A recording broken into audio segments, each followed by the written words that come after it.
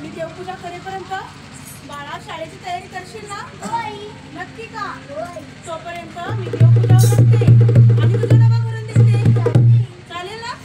आता बास खेळायचं नाही. तू बॉल ठेवून दे आणि शाळेची तयारी कर बरं. झालं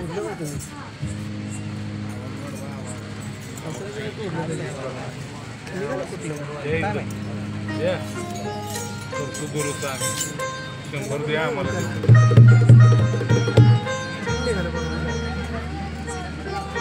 एक पाडली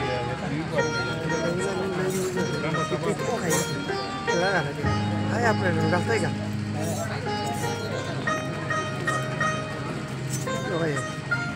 किती झालं स्पॉट मार उडी घ्या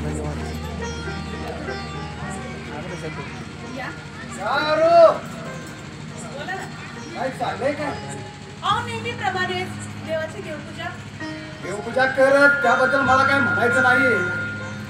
महिन्यापूर्वी मी तुला एक गोष्ट सांगितली, तू विसरलेली दिसतेस. कोणती गोष्ट? आठवण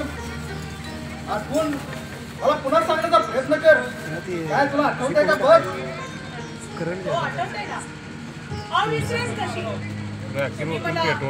माझ्या माहेरावर 5 लाख रुपये आणायला सांगितले होते ना.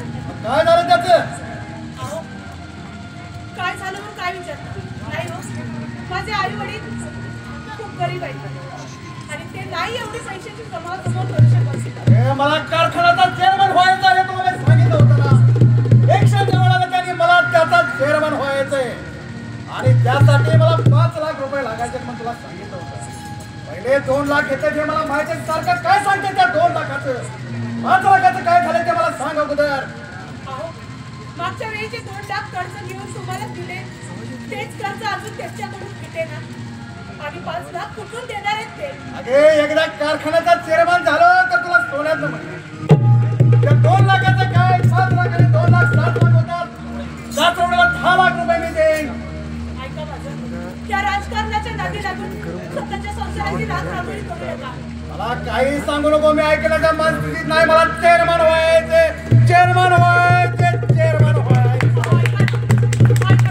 शांत व्हा. कसा शांत होऊन कसला पडतात की हो?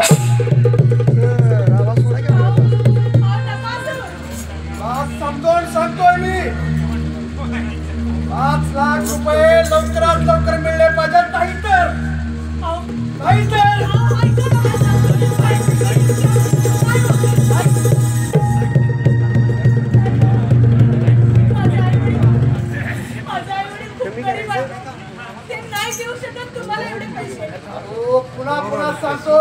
पुन्हा सांगतोय.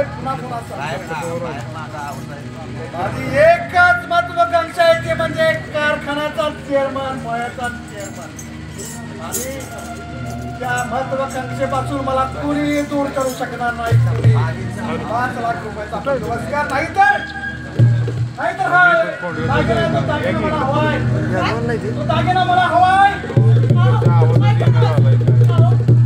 आतापर्यंत एक दागिना नेऊन सगळ्या दागिन्यांची वाट लावली. हे सौभाग्याचं देणं मी नाही देऊ शकत. मी पाया पडते तुमच्या.